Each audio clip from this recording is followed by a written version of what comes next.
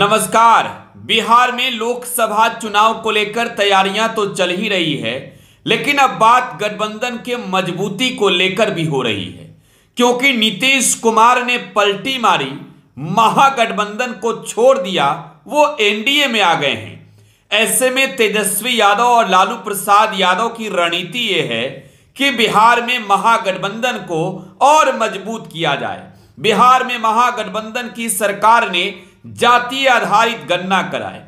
सबसे बड़ी आबादी बिहार में किसी जाति की है तो वो यादवों की है, और लालू प्रसाद यादव यादवों के सबसे बड़े नेता बिहार में माने जाते हैं। पनोरमा ग्रुप जो सोचता है वो करता है। लेकिन ऐसे में दूसरे नंबर पर कौन है? तो दूसरे नंबर पर बिहार में यादव के बाद निषाद हैं, और निषादों के नेता हैं बिहार में मुकेश सहनी। आप जानते होंगे मुकेश सहनी को, सन ऑफ मल्लाह के नाम से चर्चित हैं।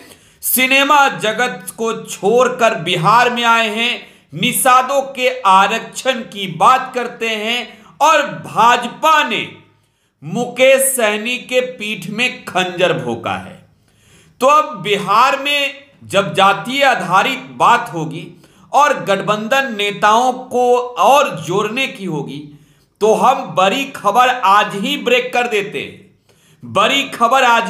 कर देते हैं कि मुकेश सहनी विकासशील इंसान पार्टी के संस्थापक, संरक्षक, बिहार सरकार के पूर्व मंत्री, बिहार में मल्लाहों के सबसे बड़े नेता, भाजपा और नीतीश के खिलाफ झंडे उठाकर अब महागठबंधन के साथ होने जा रहे हैं। जी हां, मुकेश सहनी महागठबंधन के साथ होने जा रहे हैं।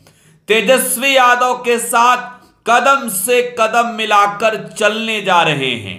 लोकसभा चुनाव 2024 में जातीय आधार पर नरेंद्र मोदी के नेतृत्व वाले गठबंधन को बिहार में कमजोर मुकेश सहनी का साथ लेकर तेजस्वी यादव करेंगे। कई नेता और शामिल होंगे महागठबंधन में, कई और दल शामिल होंगे, लेकिन बात मुकेश सहनी की हम कर रहे हैं तो हमने आपको पहले ही बता दिया कि मुकेश सहनी की जो जाति है वो मल्लाह है, और बिहार में जातीय आधार पर ही वोटिंग होती है। तो मल्लाहों का नेता मुकेश सहनी है। मल्लाह मुकेश सहनी को ही अपना सर्वमान्य नेता बिहार में मानते हैं, और यह मजबूरी भी है भाजपा के सामने कि नीतीश कुमार को साथ लाए हैं। मुकेश सहनी अगर बिखर जाएं तो हमारे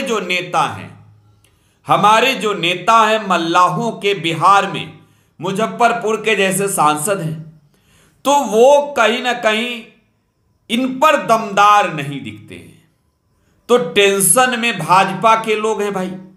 मुकेश सहनी बिहार, यूपी, झारखंड में घूम घूम कर निषादों को आरक्षण दिलाने की बात कह रहे हैं। मुकेश सहनी गंगा जल लेके घूमते हैं, और वो यात्रा के दौरान निषादों के हाथ पर गंगाजल रख के कहते हैं कि लीजिए सौगंध, ये लड़ाई आरक्षण के लिए लड़ रहे हैं हम, और आप मेरा साथ दीजिएगा। यकीन मानिए, यह मास्टर स्ट्रोक है मुकेश सहनी का।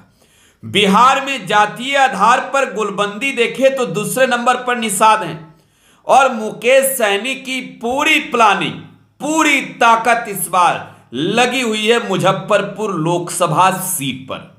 निषादों का अच्छा खासा वोट बैंक है मुजफ्फरपुर में।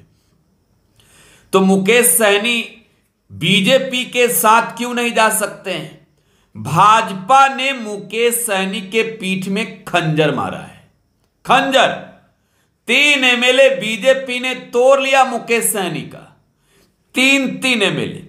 और इसके प्रतिशोध में बोचाहा उपचुनाव में मुसाफिर सहनी, जो मुकेश सहनी की पार्टी से चुनाव जीते थे, उनके निधन के बाद हुए उपचुनाव में मुकेश सहनी ने वहां पर भाजपा कैंडिडेट को हरवा दिया। तो भाई बिहार में अब नीतीश कुमार एनडीए के साथ हैं, लेकिन वोट बैंक के मामले में नीतीश कुमार से भारी है मुकेश सहनी। तो मुकेश सहनी निषादों के आरक्षण को लेकर राज्य की सरकार ही नहीं, वो दिल्ली वाले सरकार पर भी बरसते हैं और मोदी जी को तो खुल्लम खुल्ला बोलते हैं। तो मुकेश सहनी अब तेजस्वी यादव के साथ महागठबंधन में आ रहे हैं। तेजस्वी यादव की पार्टी आरजेडी बिहार में विधायकों की हैसियत से नंबर 1 पार्टी है। 2020 के चुनाव के दौरान मुकेश सहनी को तेजस्वी ने तय किया था कि हम अपने कोटे से सीटें दे देंगे, लेकिन मुकेश सहनी तब नाराज होकर चले गए थे भाजपा के साथ।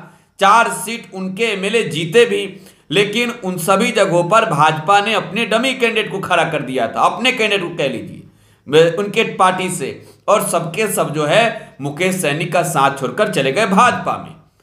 तो अब मुकेश सहनी को वो दिन याद है, उस वक्त को मुकेश सहनी भूले नहीं है।